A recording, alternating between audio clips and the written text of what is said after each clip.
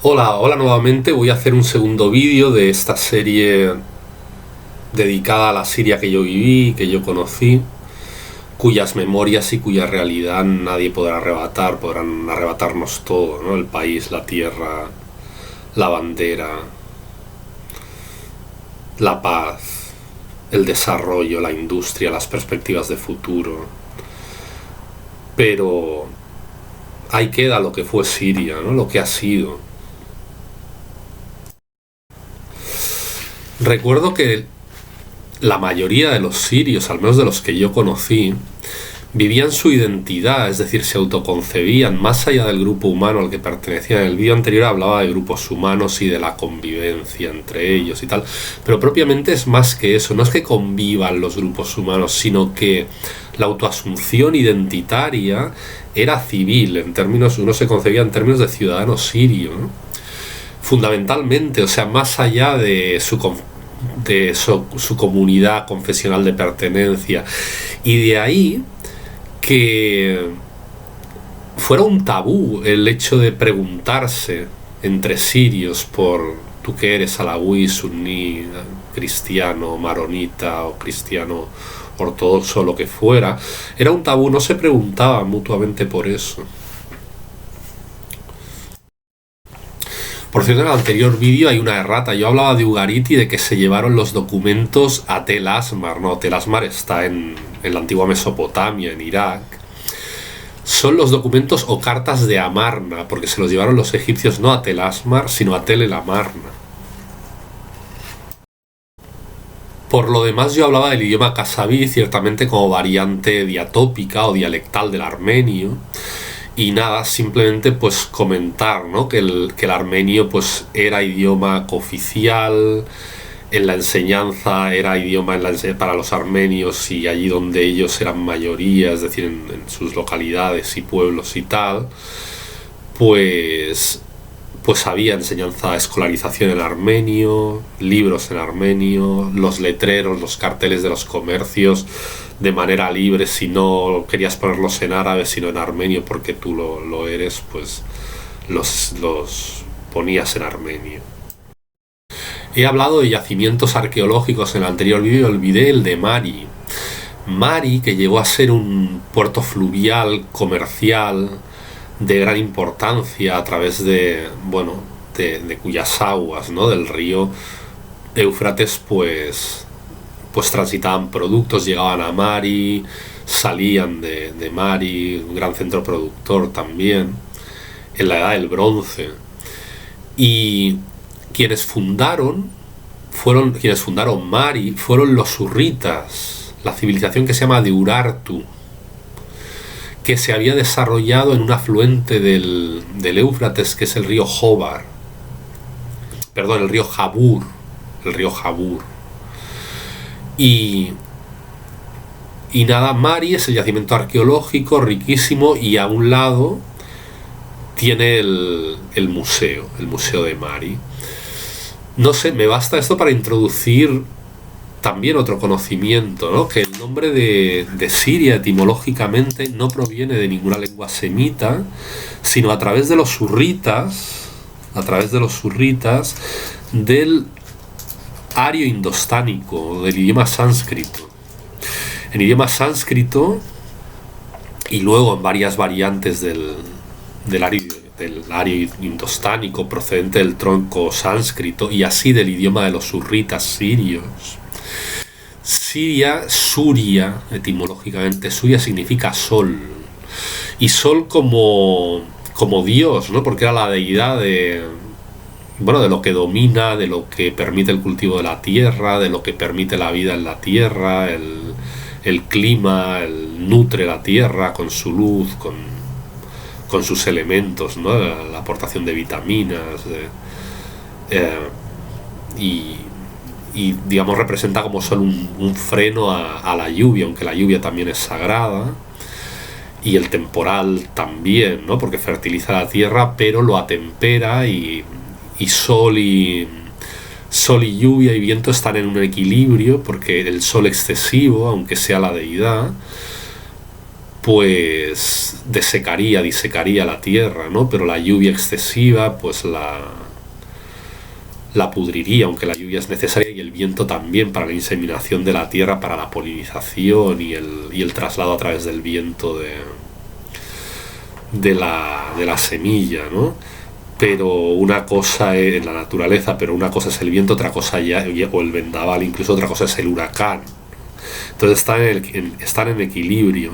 Y entonces de esta sacralización del sol, Suria, para los surritas procede el nombre de Siria.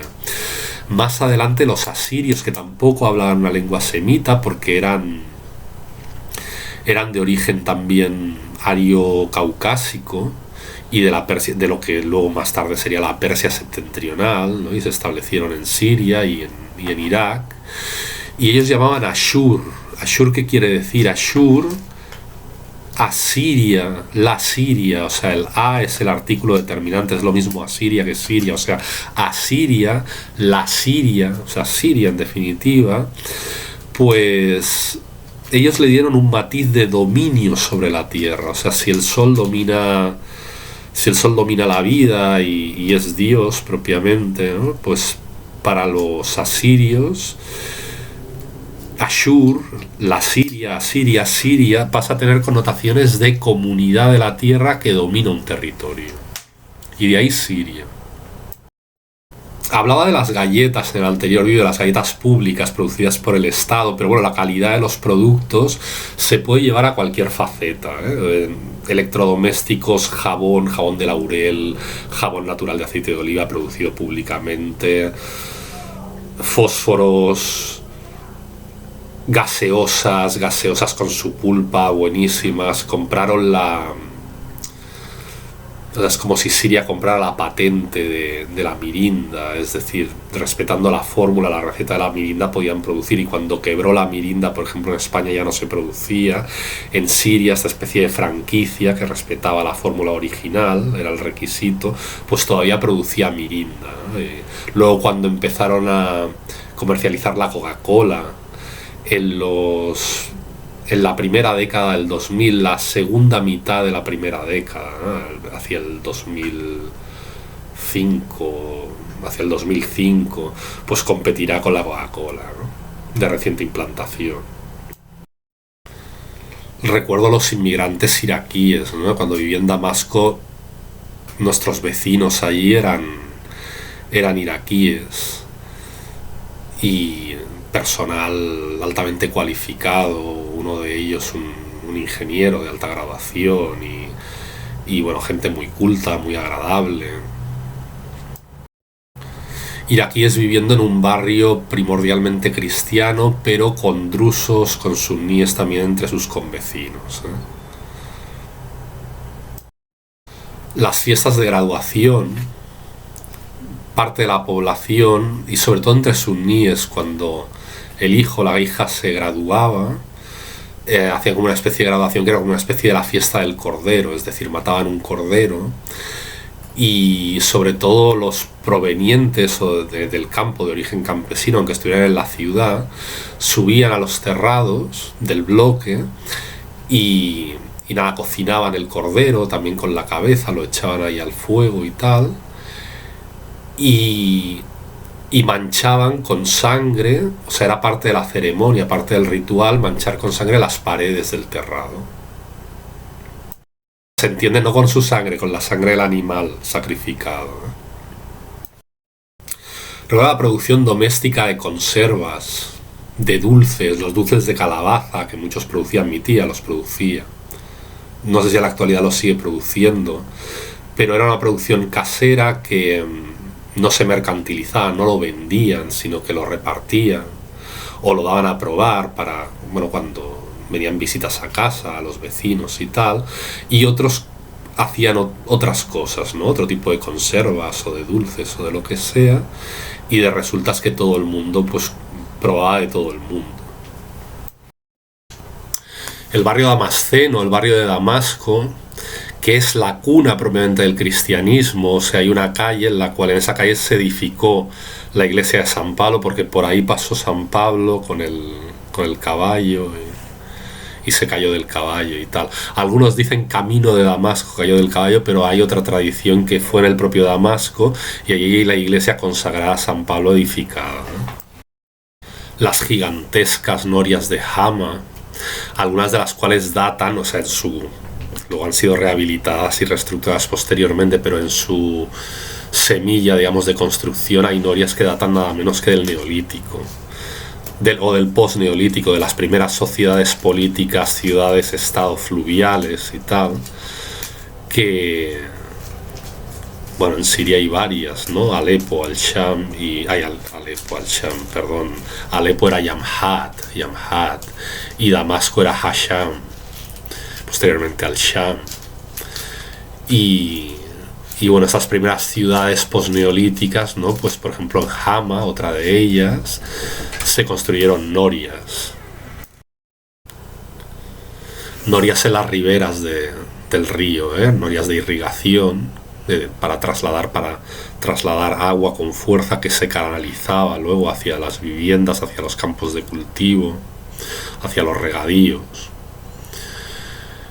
Y bueno, si cruzas el río por la parte de las norias, en Hama vas al casco viejo y ahí hay un hammam, hay unos baños.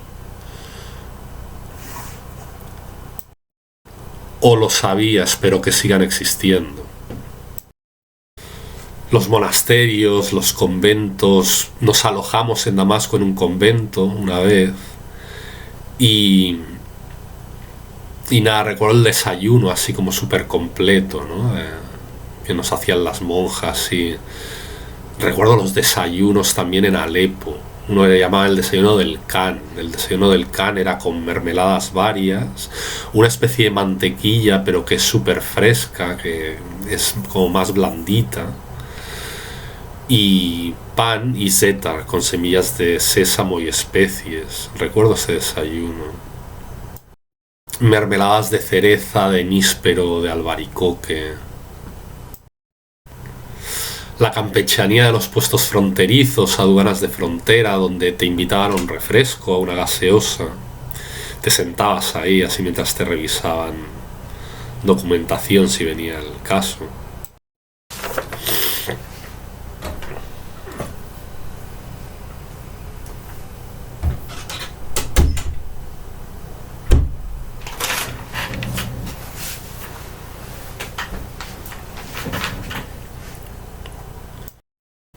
Cierta cultura del baño público, de lo que se llama el hammam en árabe, y del cuidado del cuerpo y a unos extremos muy...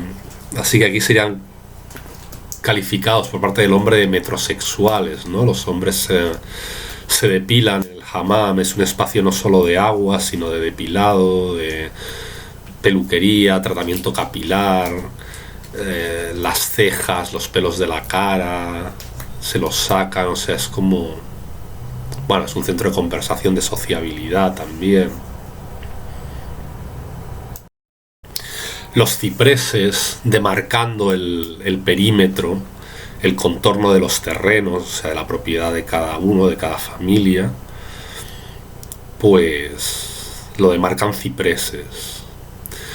Y recuerdo las líneas de microbuses, aparte de autobuses y aparte de taxis, pues hay microbuses en la mayoría de las ciudades, en pueblos también para ir a la ciudad.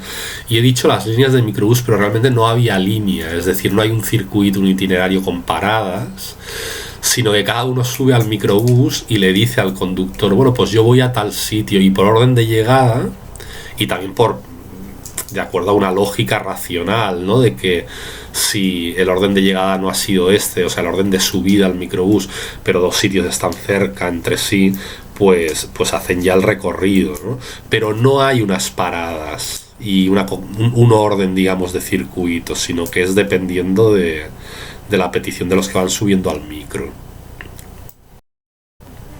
El restaurante sufí en Damasco, donde hace una danza ritual sufí, y por parte no es un espectáculo, son rompen su esoterismo, digamos, determinadas órdenes de sufíes y lo acercan al comensal, ¿no? Esa ceremonia suya de la danza circular y con los vestidos, como esa danza que parecen peonzas, digamos. Pues es muy bonito. Y los restaurantes discotecas, lo que aquí llamaríamos los lunch club, ¿no? Es un restaurante donde tú estás comiendo y también puedes bailar, y a partir de cierta hora pues ya es una discoteca. El Folies en Damasco, por ejemplo. Los guardias urbanos que hacían de guías turísticos así improvisados, no esperando cobrar nada de ti, sino porque te hacían el favor de mostrarte pues un sector de la ciudad o de indicarte, te indicaban y te acompañaban hasta el sitio. En Hama, por ejemplo, un señor muy simpático que nos llevó a unos jardines, los jardines de Hama, luego nos acompañó hasta la ribera, hasta la cuenca del río donde están las norias. Un restaurante perteneciente al centro sirio-italiano, impresionante restaurante con una gran piscina en el centro y alrededor las mesas, y en el centro de la piscina una fuente luminosa. La feria mercantil y de exposiciones de Damasco, inmensa, o sea, inconmensurable, a lo largo y ancho de todo un paseo, pues hay los stands y los puestos así de lo que cada país y cada empresa pues promocionaba y exponía. Las ferias del libro en Damasco también, donde había libros para todos los gustos y de todas las ideologías y de todas las tendencias, y no había ningún tipo de censura. O sea, la oposición estaba allí vendiendo sus libros en un stand. Compré un libro de Neolítico, Historia Antigua de Siria, la historia de Dios, porque habla de la genealogía de la idea, de cómo el ser humano en Siria concibe la idea de Dios, ¿no? A partir de su relación con el clima y con el cielo y los fenómenos atmosféricos celestes. The History of God en inglés, lo compré en un stand del partido Social Nacionalista Sirio. La librería del Druso, porque el que la regentaba era Druso, en Tartús, donde había unas delicatessen de libros y unas fricadas de libros que no encuentras en ningún otro lugar del mundo. Libros sobre los judíos de Damasco, con ilustraciones, con retratos antiguos, interesantísimo. Donde vendía vídeos también, o sea, DVDs, también compré en DVD ahí en la librería del Druso Conan y la serie Roma. La orfebrería, el oro labrado y con pedrería o con piedra preciosa engastada en Siria. Todo un espectáculo. O sea, entrar en las joyerías, aunque no vayas a comprar nada, es entrar a un museo.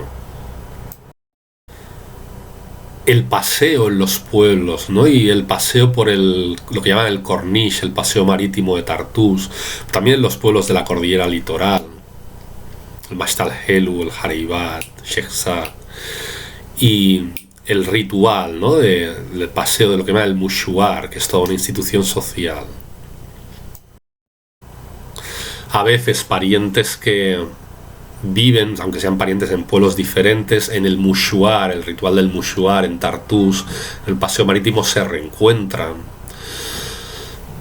Perdón, la gente se arregla muchísimo, aunque sea para pasear por el pueblo. Es toda una actividad de ocio y de socialidad, ¿no? Vas paseando, te encuentras con unos, con otros, te hablas, intercambias palabras, pero sigues la pequeña aventura de a ver a quién te encuentras también. Creo que ya lo dije en el vídeo anterior, la confitería Chocolatería de Damasco, que tiene varios premios internacionales al mejor chocolate, cuya especialidad son las frutas rebozadas en chocolate, bañadas, propiamente bañadas en chocolate. Bueno, pues hasta aquí la segunda parte del vídeo de la Siria que yo conocí. Haré un tercer vídeo de la Siria que yo conocí, a lo mejor hasta un cuarto. Pero bueno, por el momento acabamos con esto ya, el segundo. Espero que os haya gustado. Recordad siempre, por favor, darle al like, al dislike, suscribiros al canal, comentad, preguntad, exponed vuestras dudas en los comentarios, porque a mí me sirve también para encarrilar los vídeos hacia la respuesta a vuestras incertidumbres y a vuestros anhelos de conocer Siria más en profundidad. Y saludos, muchas gracias por haber visto este vídeo. Hasta otro.